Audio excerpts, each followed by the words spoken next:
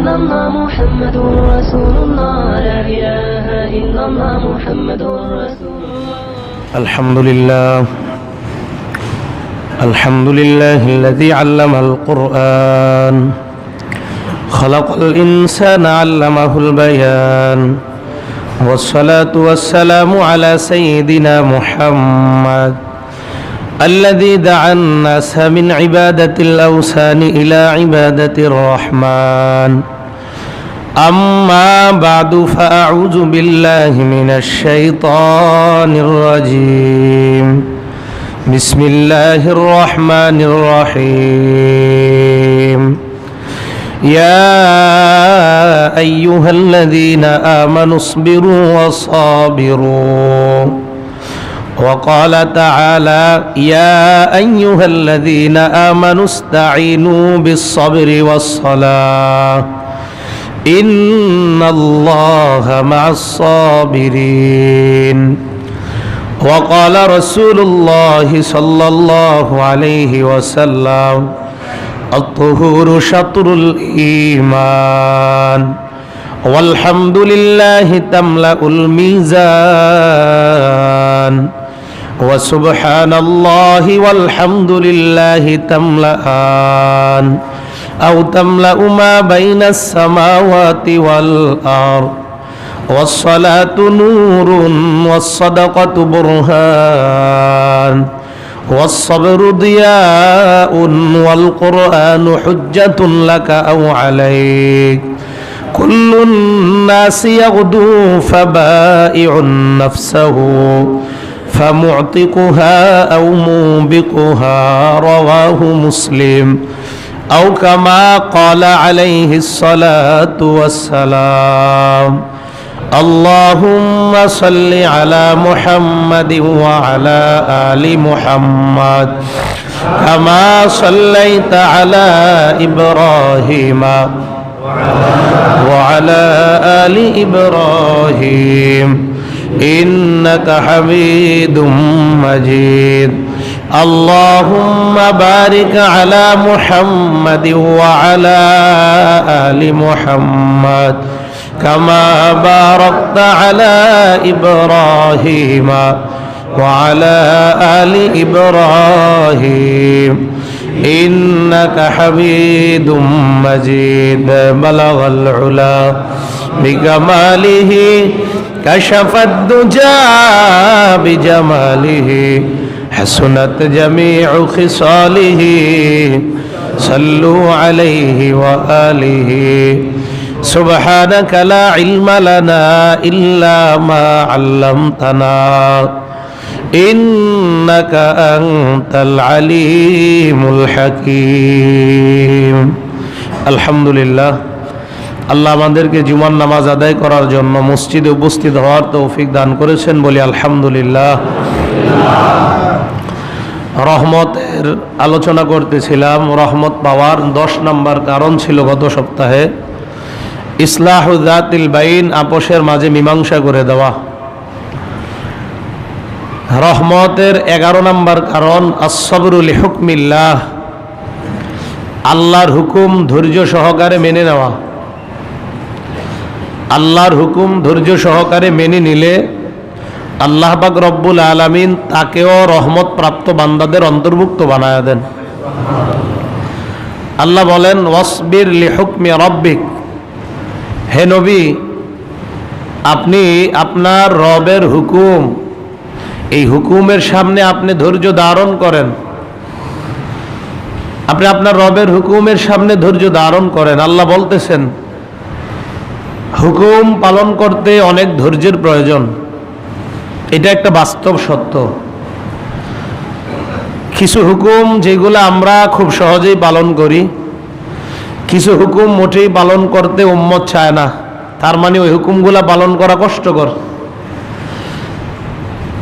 যেমন ব্যাংকে টাকা রাখলে প্রচুর সুদ পাওয়া যায়, আল্লাহর হুকুম সুদ খাওয়া যাবে না।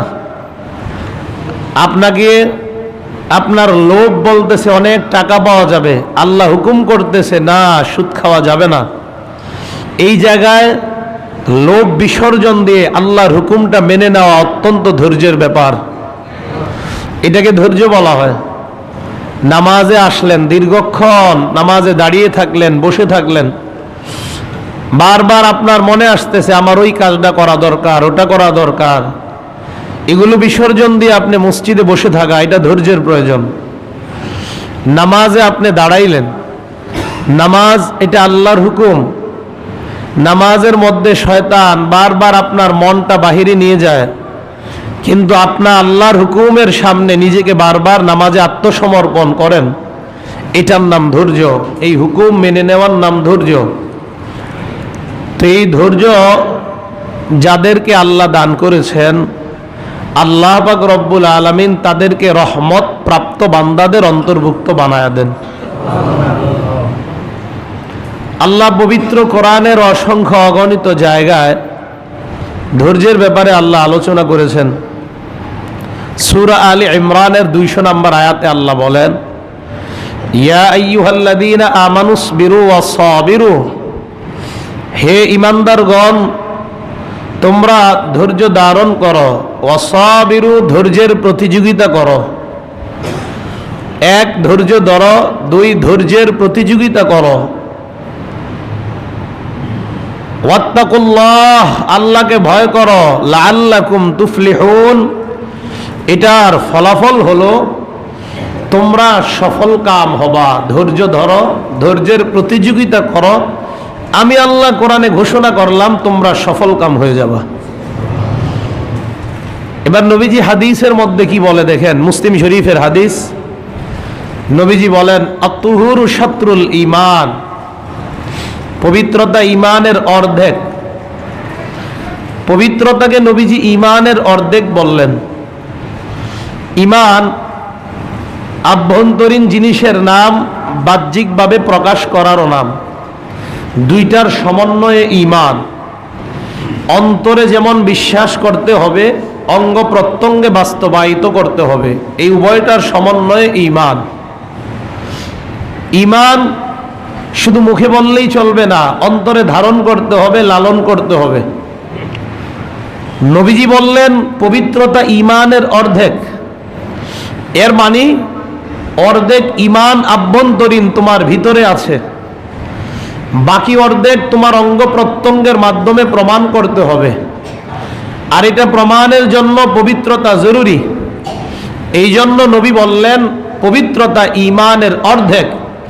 আংশিক তো তোমার অন্তরে আছে, আর আংশিক তোমার বাহ্যিক অঙ্গ প্রত্যঙ্গের মাধ্যমে যদি প্রমাণ করতে পারো, তাহলে তুমি পূর্ণাঙ্গ মুমিন হয়ে যাবা।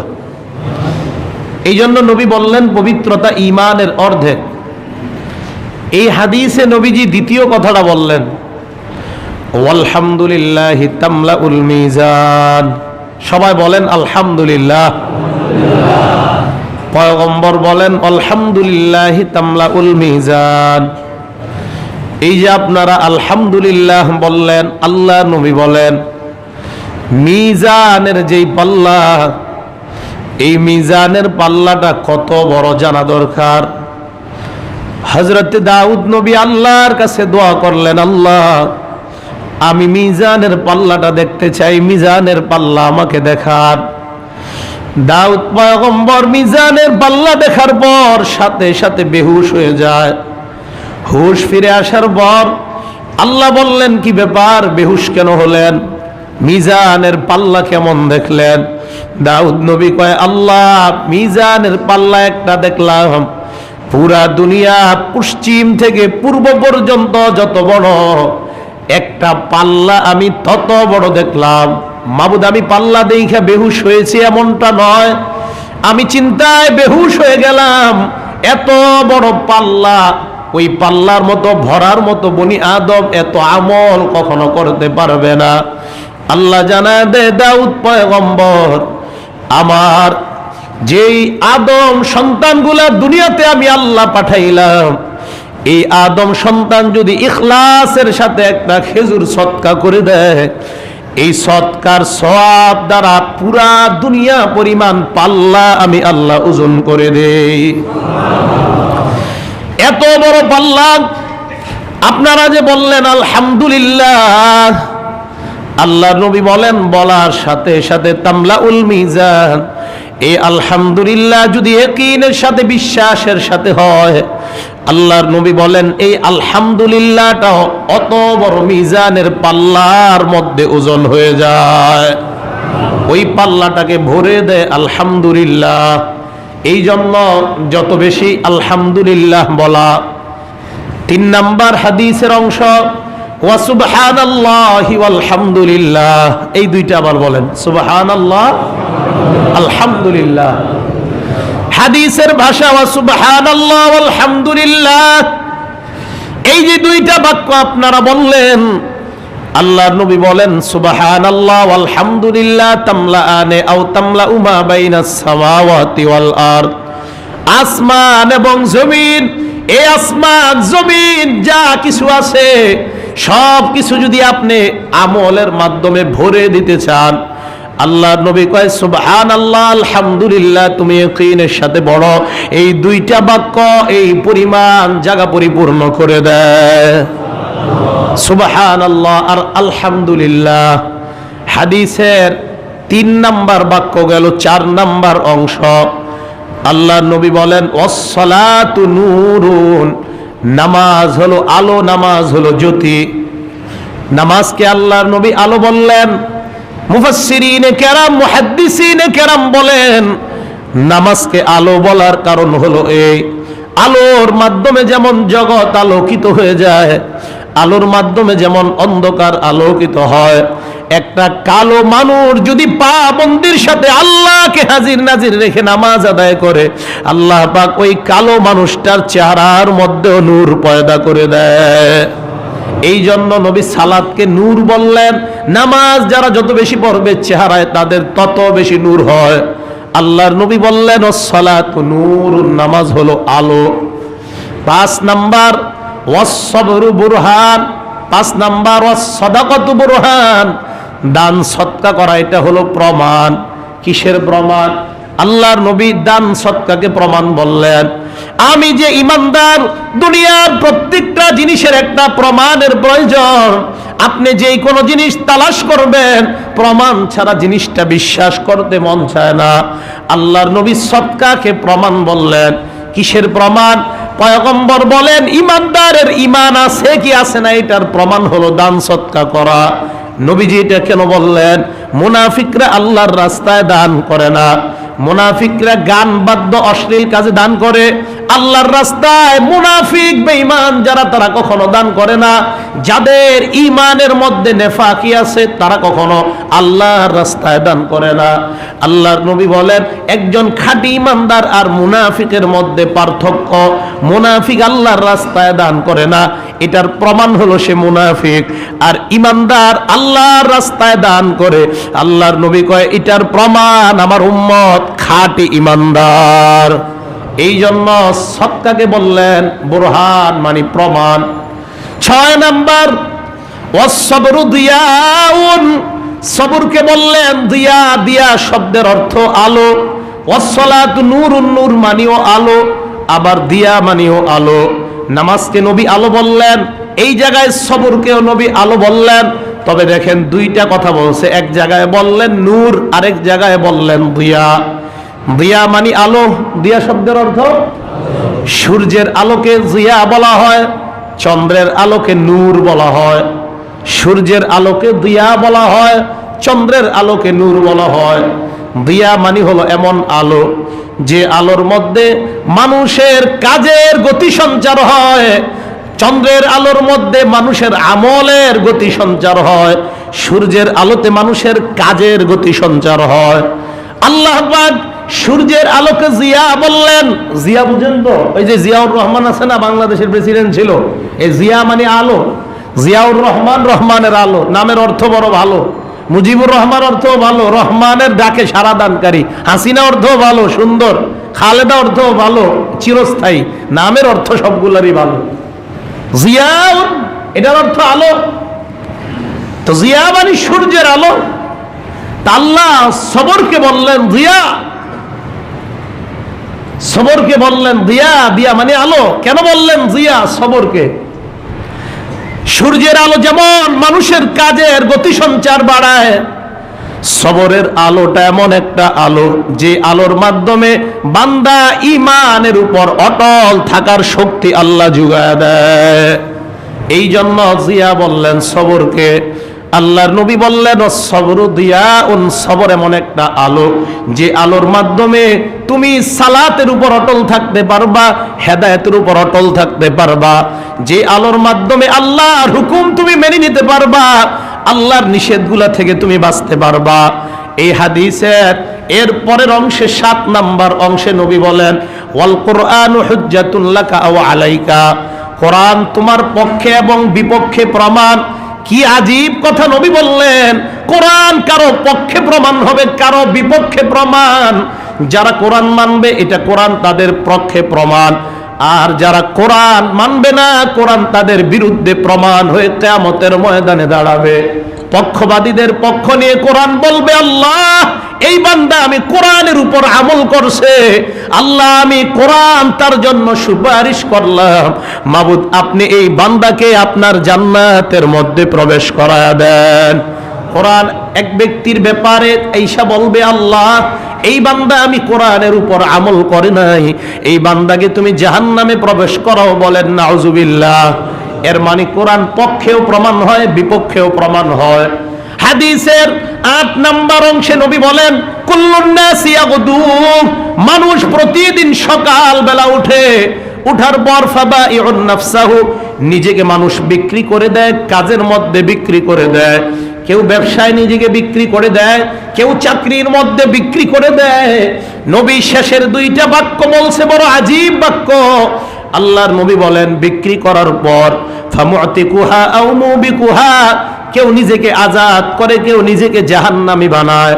এই হাদিসের ব্যাখ্যায় মুহাদ্দিসিনে কেরাম বলেন বিক্রি করার পর নিজেকে কেউ আজাদ বানায় মানে জান্নাতি বানায়, এটার অর্থ কাজের মধ্যে যাওয়ার পর কোন মানুষ যদি সঠিক কাজ সঠিকভাবে আদায় করে নেয়, হালাল ব্যবসা যদি হালাল ভাবে আদায় করে নেয়, চাকরিটা যদি হালাল হয়, ওই চাকরির মধ্যে যদি হালাল ভাবে সে কাটায়, আল্লাহ নবী বলেন এই চাকরি তার জন্য জান্নাতে যাওয়ার কারণ হয়ে যায়।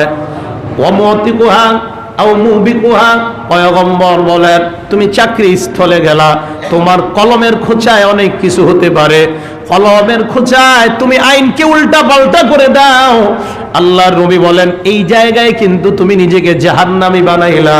পয়গম্বর বলেন দুনিয়ার উম্মত প্রতিদিন সকাল বেলা ঘুম থেকে উঠার পর তুমি কোথায় নিজেকে বিক্রি করো একবার চিন্তা করে দেখবা। কোথায় আমরা বিক্রি হয়ে যাই, নবী বলেন চিন্তা করবা। বিক্রি হওয়ার পর যেই জায়গায় গেলা এটার মাধ্যমে কি তোমার জান্নাত কামাই হচ্ছে না জাহান্নাম? নবী বলেন মানুষ এই 2 শ্রেণীতে প্রতিনিয়ত বিভক্ত। কথাটা সঠিক না নবীজি? কেউ নিজেকে জান্নাতি বানায়, কেউ নিজেকে জাহান্নামী বানাচ্ছে প্রতিনিয়ত। তো এই হাদিসের মধ্যে বললেন ওয়াসবরু দিয়া, সবর, প্রত্যেকটা কাজে আপনার ধৈর্যের প্রয়োজন। আল্লাহ পাক রব্বুল আলামিন প্রত্যেকটা কাজে যদি আমরা আমাদেরকে ধৈর্য দান না করেন, এই জন্য আল্লাহ আমাদের উপর বড় দয়া মায়া করেন। এই জন্য আল্লাহর কাছ থেকে ধৈর্য, এটাও দোয়া চাইতে হবে, আল্লাহ তুমি আমাকে ধৈর্য দান করো, প্রত্যেকটা কাজে অটল থাকতে পারি এই তৌফিক আমাকে দাও। আল্লাহ সকলকে তৌফিক দান করেন। এটার নাম ধৈর্য, সবর। হাদিসে নবীজি দেখেন কি বলেন, একদল আনসারী আসছে, এটাও মুসলিম শরীফের হাদিস। আন্নানা সামিনাল আনসারি সালু রাসূলুল্লাহি সাল্লাল্লাহু আলাইহি ওয়াসাল্লাম, একদল আনসার আইসা আল্লাহর নবীর কাছে কিছু চাইলেন। ফাআতাহুম, আল্লাহর নবী তাদেরকে দান করলেন। সুম্মা সালু, নবীর কাছে আবার চাইলেন। ফাআতাহুম, আবার দান করলেন। যত দেয় তত চায়। হাত্তা নাফিদা মা ইনদাহু, নবীর কাছে যেই সম্পদ ছিল সব শেষ, দান করতে করতে সব শেষ। ফাকালা লাহুম হিনা আনফাকা কুল্লা শাইইন, সব শেষ হওয়ার পর তাদেরকে বললেন মা ইয়াকুনু ইনদি মিন খায়রিন ফালান আদখিরাহু আনকুম, আমার উম্মত তোমরা মনে রাখবা আমার কাছে কিছু থাকবে আর আমি ওটা জমা করব, এটা কখনো হতে পারে না। আল্লাহর নবী বললেন আল্লাহ আমাকে অধিকার দিয়েছেন, আমি যদি চাই একটা অংশ নিজের জন্য রাখার অধিকার আল্লাহ আমাকে দিয়েছেন। এরপরেও আমি নবী কিছু নিজের কাছে জমা করি না, আমি আল্লাহর নবী তোমাদের মাঝে এটা বন্টন করে দেই। আল্লাহর নবী এর পরে বলেন, সাহাবাদের দল ভালো করে কয়েকটা কথা মনে রাখবা। এক নাম্বার, মাইয়াস্তাইফা ইউইফাহুল্লাহ, যেই ব্যক্তি পবিত্র থাকতে চায় আল্লাহ তাকে পবিত্র বানায় দেয়। দুই নাম্বার, ওয়া মাইয়াস্তাগনি ইউগনিহুল্লাহ, আল্লাহর নবী বলেন কেউ যদি অমুখাপেক্ষী থাকতে চায়, কোন মানুষের কাছে কিচ্ছু তালাশ করবে না, আল্লাহর নবী বলেন ইউগনিহুল্লাহ, আল্লাহ আপন মেহেরবানিতে ওই বান্দাকে অনেক ধনী বানায় দেয়, ধন সম্পদের অধিকার বানায় দেয়। তিন নাম্বার, ওয়া মাইয়াতাসাব্বার ইউসাব্বিরুহুল্লাহ, যেই ব্যক্তি ধৈর্য ধারণ করতে চায় আল্লাহ তাকে ধৈর্যশীল হওয়ার তৌফিক দান করে দেয়। আল্লাহর নবী এই কথাগুলা বলার পর পয়গম্বর বলেন, আমি তোমাদের সামনে পবিত্রতার কথা বললাম, ধনী হওয়ার কথা বললাম, ধৈর্যের কথা বললাম, সাহাবারা ভালো করে শোনো। ওয়ামা উতিয়া আহাদুন আতাআন খায়রান আও আওসা মিনাস সাবরি, আল্লাহর নবী বলেন ধৈর্যের চাইতে উত্তম সম্পদ দুনিয়ার আর কাউকে দেওয়া হয় নাই। আল্লাহর নবী বলেন ধৈর্য যাকে দান করা হয় দুনিয়ার খাজানা আল্লাহ তাকে দান করে দেয়। ধৈর্য যাকে দান করা হয় নবীজি বলেন এর চাইতে উত্তম কোনো কিছু আর কাউকে দেওয়া হয় নাই। ধৈর্য যাকে দান করা হয়েছে এটা হলো সবচেয়ে উত্তম সম্পদ, এটা নবীজির বক্তব্য।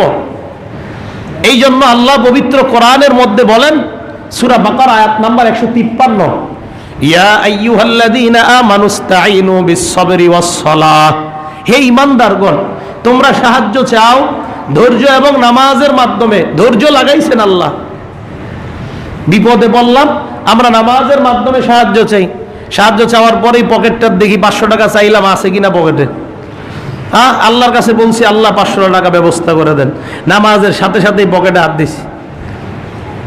আল্লাহ বললেন বিস-সাবরি, ধৈর্যের মাধ্যমে এবং নামাজের মাধ্যমে। মেয়ের বিয়ে হয় না, মেয়ে বিয়ের প্রাপ্তবয়স্কা হওয়ার পরেও বিয়ে হয় না, আল্লাহর কাছে আপনি কয়দিন দোয়া করলেন, দোয়া করতেই থাকেন। হুজুর এত দোয়া করি, মসজিদ থেকে বের হয়েই দেখেন মেয়ের জন্য পাত্র আসছে কিনা। আল্লাহ বলেন ধৈর্য এবং নামাজ, নামাজ এবং ধৈর্য উভয়টাই লাগবে। দোয়া করো, হুজুর কবুল হয় নাই, আবার করো, কবুল হয় নাই, আবার সালাত পড়ো, কারণ আল্লাহ ধৈর্য শব্দটাও লাগাইছেন। নামাজ এবং ধৈর্য, নামাজ এবং ধৈর্য। সাহায্য যদি পাইতে চাও নামাজও লাগবে, ধৈর্যও লাগবে, সাথে সাথে তুমি পেয়ে যাবা এমনটা হবে না। ধৈর্যের সাথে সাথে নামাজের মাধ্যমে প্রার্থনা করো। ব্যবসার মধ্যে বরকত হয় না, ধৈর্যের মাধ্যমে নামাজের মাধ্যমে প্রার্থনা করো। আমাদের ব্যবসায়ী ভাইরা ইমামের কাছে যায়, পানি পড়া দেন হুজুর, কেন? দোকানে বরকত নাই। ইমাম 3 বার সূরা ইখলাস পরে পানির মধ্যে ফু দেয়, দোকানের মধ্যে এখনো বরকত নাই। আবার লোকটা আসে, হুজুর পানিতে ফু দেন। এবার ইমাম মনে করেন 15 পারা কোরআন শরীফ পড়ে তার পানিতে ফু দেয়, আবার দোকানে ছিটায়, দোকানে বরকত নাই। আবার 30 পারা কোরআন পইরা ইমাম ফু দেয়, আবার বরকত নাই। ওই লোকটা আইসা কয় হুজুর পানির মধ্যে এত ফু দিলেন, পুরা কোরআন পড়ে ফু দিলেন, এরপরে আমার দোকানে বরকত নাই। ইমাম সাহেব প্রশ্ন করে, ভাই আপনার কথা আমি দীর্ঘদিন শুনলাম, আপনার দোকানে বরকত নাই, আমি পানির মধ্যেও ফু দিলাম, আপনার কাছে আমি জানতে চাই আপনি যে এত পানি পড়ানেন আপনি নিজে 5 ওয়াক্ত নামাজ আদায় করেন কিনা? লোকটা জবাব দেয়, 5 ওয়াক্ত নামাজ যদি আমি পড়তাম আপনার কাছে তাহলে পানি পড়া নেওয়ার দরকারটা কি আমার? হ্যাঁ, 5 ওয়াক্ত নামাজ যদি আমি পড়তাম তো আপনার কাছ থেকে আর পানির মধ্যে ফু দিলাম কি লেগে? উনি নিজে নামাজ পড়ে না, হুজুর পানিতে ফু দিবে, বাস আমার সব বিজয় হতে হবে। যেই আমার দোকানে বরকত নাই তো হুজুর প্রশ্ন করছে নামাজ পড়ে, নামাজ পড়লে আর আপনার কাছে আইসি পানি পড়া নেওয়ার লেগে? আপনার পানি পড়া তখন বরকত হবে যখন আপনার নিজের আমল ঠিক হবে। আপনার আমল ঠিক নাই, এখন সব দোষ হুজুরের উপর, হুজুরের সব দোষ। আমার দোকানে বরকত না হয় এটা হুজুরের দোষ, আমি দোয়া চাইলাম হুজুরের কাছে কবুল না হয় এটা হুজুরের দোষ। সব যদি ওনার উপরে দোষ দেন, আপনি কয়দিনের মূল সালাত পড়ছেন যে সালাতে আপনি আল্লাহকে রাখছেন? আপনি তো নামাজের মধ্যে দাঁড়ায়ও শুধু এই ফিকির করছেন, আহারে 3 নাম্বার দোকানটা এখনো চালু করতে পারলাম না, তো আপনার দোকান চালু হবে কিভাবে? নামাজ এবং ধৈর্য সালাতের মধ্যে থাকতে হবে কে? আওয়াজ দেন, আল্লাহ। এছাড়া অন্য কোনো বিষয় আনলে আপনার নামাজ কবুল হবে কিভাবে? এই জন্য আল্লাহ বললেন দুই জিনিসের মাধ্যমে আল্লাহ বললেন আমার কাছে সাহায্য চাও, ধৈর্য এবং নামাজ। দেখেন এটা 153 155 নম্বর আয়াতে কি বলে সূরা বাকারার, ওয়ালানাবলুওয়ান্নাকুম বিশাইইম মিনাল খাউফি ওয়াল জুউ ওয়া নাকসিম মিনাল আমওয়ালি ওয়াল আনফুসি ওয়াত থামারাত।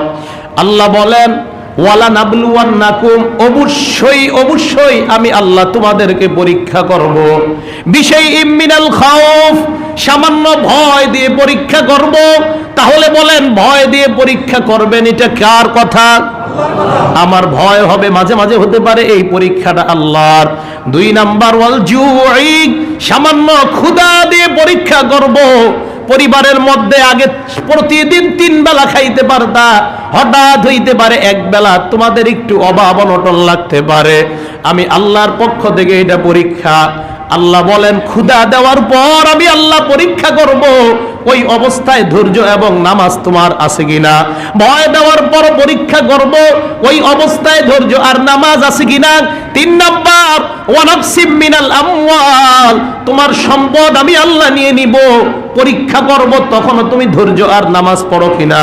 4 নাম্বার ওয়াল আনফুসি, তোমার বাবা মারা যাবে, মা মারা যাবে, তোমার সন্তান মারা যাবে, আমি আল্লাহ তখন পরীক্ষা করব নামাজ আর ধৈর্যের মাধ্যমে তুমি সবর করো কিনা। নাকি তোমার বাবার জন্য হা হুতাশ করতে করতে আমি আল্লাহকেও ভুলে যাও। আল্লাহ বলেন অবশ্যই অবশ্যই আমি পরীক্ষা করব, তোমার ছোট সন্তানকে আমি নিয়ে যাব, আমি পরীক্ষা করব ধৈর্য ধারণ করো কিনা। বাচ্চা মারা যাওয়ার পর মা বোনরা চিল্লায়, এত বছর পর আল্লাহ একটা সন্তান দিল, মাবুদ তোমার কি সহ্য হইল না আমার ছেলেটারেই দেখলা। আল্লাহ বলেন না না, এমন কথা বলবা তুমি শিরিকের মধ্যে লিপ্ত হবা। তোমার সন্তান আমি আল্লাহ দান করলাম, সন্তান নেওয়ার ক্ষমতাও আমি আল্লাহর। মানুষ তুমি একবার ভাবো না, সামান্য 1 ফোঁটা নাপাক পানি থেকে তোমাকে বানাইলাম, তোমার সন্তানকে বানাইলাম, আমি আল্লাহর এত ক্ষমতা তোমার সন্তান দিলাম, তাহলে বলো নেওয়ার ক্ষমতা ওটাও কার? যেহেতু আমি আল্লাহর সব ক্ষমতা, তোমার ছোট সন্তান আমি নিয়ে গেলাম। আল্লাহর নবী কয় ও ছোট সন্তানের মা বাবা, তোমরা উভয় ধৈর্য ধারণ করো। এই যে তোমার ছোট সন্তান মারা যায়, উসফুরুম মিন আসাফিরিল জান্নাহ, জান্নাতের চড়ুই পাখি হয়ে জান্নাতের মধ্যে ঘুরতে থাকবে। কিয়ামতের ময়দানে হতে পারে মা বাবার জন্য জাহান্নাম অবধারিত। ওই বাচ্চার অবস্থায় মারা যাইছে যে সন্তানটা, ওই সন্তান আল্লাহর কাছে বলবে আল্লাহ আমি আমার মা বাবার জন্য সুপারিশ করলাম। আল্লাহর নবী বলেন ওই বাচ্চা অবস্থায় মারা যাওয়ার পর মা বাবা ধৈর্য ধারণ করার কারণে কিয়ামতের ময়দানে ওই বাচ্চার সুপারিশ আল্লাহ কবুল করে, বাচ্চা এবং মা বাবা উভয়কে আল্লাহ জান্নাত দান করবেন। এই জন্য আল্লাহ বললেন সন্তান নিয়ে যাব, সম্পদ নিয়ে যাব তোমার। তাহলে বলেন আমাদের সন্তান, সম্পদ, এরপরে আরো মূল্যবান সম্পদগুলা যখন চলে যায় এবং আমি যদি নামাজ পড়ি ঠিক মতো, ধৈর্য ধারণও করি, তখন আমার হতাশ হওয়ার কিছু নাই। কারণ আল্লাহই বলে দিয়েছে আমি কিন্তু মাঝে মাঝে তোমাকে পরীক্ষা করব, সম্পদ নিয়ে যাব, সন্তান নিয়ে যাব। আমাদের অনেক ব্যবসায়ী ভাইয়েরা এখন হতাশ, হুজুর ব্যবসায় বরকত নাই, এই হালাত। ব্যবসা আপনার সামান্য সময় বরকত না থাকা, এটা বরকত না থাকা বেবরকতি মনে করবেন তখন যখন নাকি আপনি নামাজ পড়তেছেন না, তখন বুঝবেন এটা বেবরকতি। নামাজও পড়তেছেন, কোরআনও পড়তেছেন, সবরও করতেছেন, তখন বুঝবেন আমার এটা বেবরকতি না, বরং আল্লাহ আমাকে পরীক্ষা করতেছেন। কথাটা বুঝে আসছে? যখন আপনার আমল ঠিক নাই তখন কোনো কিছু কমা, এটা বেবরকতির লক্ষণ। যখন আমল ঠিক আছে তখন কিছু কমে যাওয়া, এটা ঈমানের পরীক্ষা। কথাটা আমি বুঝাইতে পারছি? আমল ঠিক, কিছু কমছে, এটা পরীক্ষা। আমল ঠিক নাই, কমতেছে, এটা বেবরকতি। এই জন্য এই কথাগুলো মাথায় রাখতে হবে আমাদের। এরপরে নবী আল্লাহ বলেন ওয়াসসামারাত, ফসল নিয়ে যাব, গাছের ফল আমি আল্লাহ নিয়ে যাব। গত বছর আপনার আঙ্গুর বাগানে প্রচুর আঙ্গুর হয়েছে, এবার হচ্ছে না। আবার আপনার আমলও ঠিক আছে, আল্লাহর পরীক্ষা। গত বছর আপনার আম বাগানে প্রচুর আম হয়েছে, এবার হচ্ছে না। আবার আপনার আমলও ঠিক আছে, এটা আল্লাহর পরীক্ষা। ওয়াসসামারাত, আল্লাহ বলেন ফল ফলাদি, জমিনের ফসল আমি আল্লাহ নিয়ে যাব, এটা পরীক্ষা। এই পরীক্ষাগুলোর সময় যারা ধৈর্য ধরবে, এবার আল্লাহ কি বলে দেখেন, ওয়াবাশশিরিস সাবিরিন, নবী আপনি ধৈর্য ধারণকারী বান্দাদেরকে জান্নাতের সুসংবাদ জানায় দেন। কিয়ামতের ময়দানে সমস্ত মানুষগুলা যখন উপস্থিত হবে, আল্লাহর পক্ষ থেকে একজন ঘোষণাকারী দাঁড়ায় ঘোষণা দিবে, হে ওই সমস্ত বান্দা যারা ধৈর্য ধারণ কর্তা, তোমরা দাঁড়াও। একদল মানুষ দাঁড়ায় যাবে, দাঁড়ানোর পর ফেরেশতা ডাক দিয়ে বলবে, যাও যাও জান্নাতের দিকে তোমরা রওনা হও। ধৈর্যশীল মানুষগুলা রওনা হয়, এদের সাথে একদল ফেরেশতার সাক্ষাৎ। ফেরেশতারা ডাক দিয়ে বলবে, ইলা আইনা ইয়া বানি আদম, ও আদম সন্তান তোমরা কোথায় যাও? আদম সন্তান জবাব দিবে, ইলাল জান্নাহ, জান্নাতের দিকে আমরা যাই। এবার ফেরেশতারা বলবে, আকাবলাল হিসাব, এখনো তো হিসাবের কাজ শুরু হয় নাই, হিসাবের আগেই তোমরা জান্নাতে যাইবা। আদম সন্তান জবাব দিবে, আল্লাহ আমাদেরকে হিসাব ছাড়াই জান্নাত দান করছেন। ফেরেশতারা বলবে, কেন, কি আমল তোমরা করেছো? উম্মত জবাব দিবে, বিমা সাবারনা, আমরা দুনিয়াতে ধৈর্য ধারণ করতাম। ফেরেশতারা বলবে, কোন বিষয়ে? উম্মত জবাব দিবে, দুইটা বিষয়ে। এক নাম্বার, সাবারনা ফি ইতাআতিল্লাহ, আল্লাহর হুকুম পালন করার ক্ষেত্রে ধৈর্য ধারণ করতাম। দুই নাম্বার, ওয়াসাবারনা আনিল ইস্তিবাই আন মাহারিমিল্লাহ, আল্লাহর নিষিদ্ধ কাজগুলা থেকে বেঁচে থাকতে ধৈর্য ধারণ করতাম। এক নাম্বার, আনুগত্যের ক্ষেত্রে ধৈর্য ধারণ করতাম। দুই নাম্বার, নিষিদ্ধ কাজ থেকে বাঁচার জন্য ধৈর্য ধারণ করতাম। বেগানা নারী আমার সামনে দিয়ে হেঁটে যায়, আল্লাহ বলেন তাকাইবা না, আমি নিচের দিকে তাকাইলাম। এই যে আল্লাহর নিষেধাজ্ঞা থেকে বাঁচার জন্য ধৈর্য ধারণ, ওই বান্দারা বলবে, আমরা ধৈর্য ধারণ করার কারণে আল্লাহ আজকে আমাদেরকে বিনা হিসাবে জান্নাত দান করলেন। কোরআনের মধ্যে এটার প্রমাণ পাওয়া যায়। সূরা জুমারাত নাম্বার 10, আল্লাহ বলেন, ইন্নামা ইউওয়াফাস সাবিরুনা আজরাহুম বিগাইরি হিসাব, ধৈর্যশীল বান্দা যারা, তাদেরকে আল্লাহ হিসাব ছাড়াই প্রতিদান দান করবে। বলেন সুবহানাল্লাহ। ধৈর্যশীলদেরকে হিসাব ছাড়াই প্রতিদান। সূরা জুমার আয়াত নাম্বার 10। তাহলে বলেন, যদি বাবা মারা যায়, সন্তান মারা যায়, তখন আমাদেরকে কি করতে হবে? ধৈর্য ধারণ করতে হবে। নবীজির চাইতে শ্রেষ্ঠ বাবা দুনিয়াতে নাই, কি বলেন? নবীজির চাইতে শ্রেষ্ঠ বাবা দুনিয়াতে নাই, আর নবীজির সন্তানের চাইতে শ্রেষ্ঠ সন্তানও দুনিয়াতে নাই। হযরত ফাতেমা রাদিয়াল্লাহু তাআলা আনহা, নবীজি যখন মারা যাবে, এটা সহিহ বুখারীর হাদিস, লাম্মা সাকুলান নবী সাল্লাল্লাহু আলাইহি ওয়াসাল্লাম, আল্লাহ নবী অসুস্থতার কারণে শরীরটা ভারী হয়ে গেছে, মারা যাবে।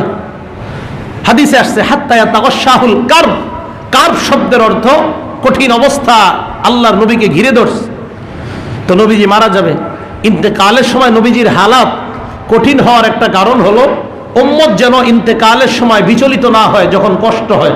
হযরত আয়েশা সিদ্দিকা বলেন, নবীজি আমার রানের উপর মাথাটা ছিল, তো মাটিটা ফাঁক হয়ে যদি আমি মাটির নিচে চলে যাইতাম, তাও আমার কষ্ট কম হইতো, নবীজির মাথাটা রাখা এত কষ্ট হইতেছিল আমার।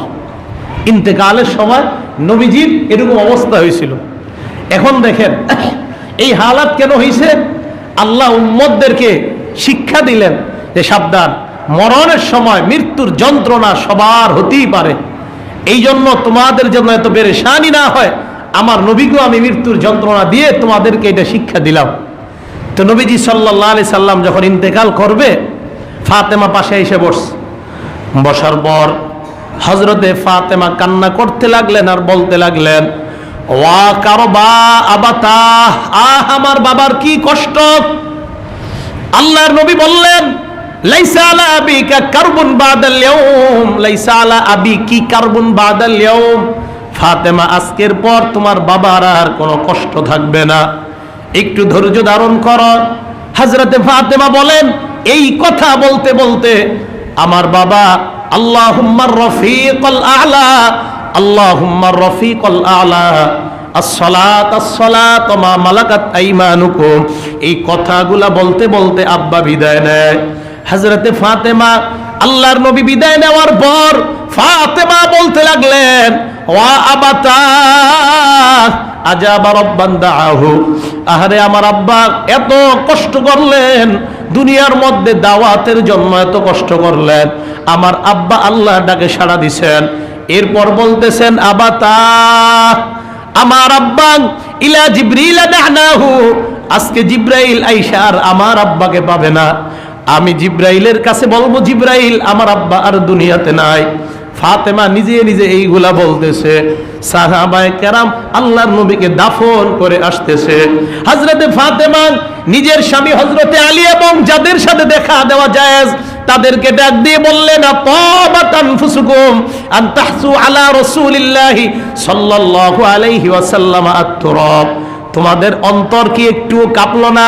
আল্লাহর নবীর দেহের উপর তোমরা মাটি রাখতে পারলা? হযরতে ফাতেমা নীরব চোখের পানি ফেলায় আর বাবার জন্য ধৈর্য ধারণ করতেছে। হযরতে ফাতেমার এই হাদিস থেকে আমাদের জন্য শিক্ষা, দুনিয়ার শ্রেষ্ঠ বাবা বিদায় নেওয়ার পরেও একটা সন্তান কিভাবে ধৈর্য ধারণ করা প্রয়োজন, হযরতে ফাতেমা যেইভাবে ধৈর্য ধারণ করলেন আমাদেরও ধৈর্য ধারণ করা প্রয়োজন। আল্লাহ বলেন, এই সমস্ত ধৈর্যশীল যারা হবে বিনা হিসাবে তাদের প্রতিদান আমি আল্লাহ দ্বিগুণ করতে করতে এক পর্যায়ে তাদের ঠিকানা আমার একমাত্র জান্নাত। এই জন্য আল্লাহ বলেন ধৈর্য ধারণ করো। ধৈর্য ধারণ করা এটা বড় সফলতার কাজ।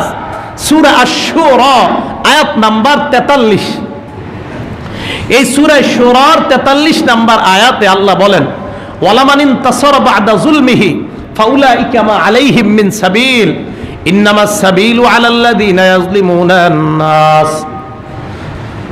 জুলুম প্রাপ্ত হওয়ার পর যদি কেউ প্রতিশোধ নেয়, জালেমের কাছ থেকে মাজলুম ওই পরিমাণ প্রতিশোধ নেওয়া জায়েজ আছে, তবে না নিলে কোনো সমস্যা নাই, এটা আরো ভালো। নিলে এটা জায়েজ আছে, না নিলে কোনো সমস্যা নাই। জালেমের থেকে মাজলুম প্রতিশোধ গ্রহণ করা এটা জায়েজ, ভালো। কখনো কখনো এটা করাই উত্তম। জালেম যখন মুসলমানের উপর আক্রমণ করে তখন তার নাম জালেম। মুসলমান পাল্টা আক্রমণ করলে মুসলমানের নাম হয়ে যায় জঙ্গি। পৃথিবীর ইতিহাসে আপনি কোনোদিনও পৃথিবীর সূচনা লগ্ন থেকে আপনি ইতিহাস তালাশ করেন, কোনোদিন মুসলমান আগে আক্রমণ করছে এমন একটা নজির যদি কেউ দেখাতে পারেন যে ইতিহাসের যে যুদ্ধগুলো শুরু হয়েছে মুসলমান আগে আক্রমণ করেছে, একটা কারণ যদি আপনি দেখাইতে পারেন যে ওই সময় দাঙ্গার কারণ মুসলমান, অসম্ভব। পৃথিবীর সূচনা ইতিহাস থেকে দেখেন দাঙ্গার কারণ কখনো মুসলমান ছিল না, বরং আমেরিকা ওসামা বিন লাদেনকে তৈরি করলো। করার পর আমেরিকার ছল চাতুরি ওসামা ঠিকই বুঝতে পারছে রাশিয়াকে খণ্ড বিখণ্ড করে 11টা খণ্ড বানাইলো ওসামার মাধ্যমে। এরপর ওসামাকে তারা ঢাল হিসাবে ব্যবহার করতে চাইলো।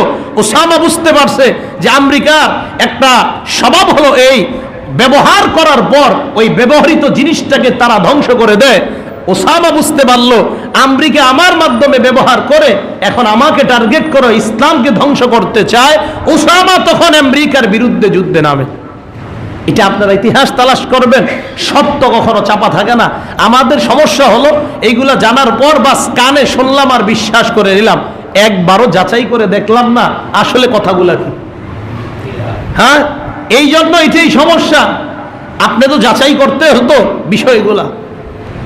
তো বলতেছিলাম, নবীজি আয়েশা সিদ্দিকার ঘরে হযরত জয়নব আসছে একটু রাগান্বিত অবস্থায়। হযরত জয়নব আর আয়েশা সিদ্দিকা ওনাদের দুইটা গ্রুপ ছিল, নবীকে কে বেশি মহব্বত করতে পারে। তো সেই হিসাবে দুইজন দুইজনের উপরে মাঝে মাঝে একটু রাগ হয়ে যেত।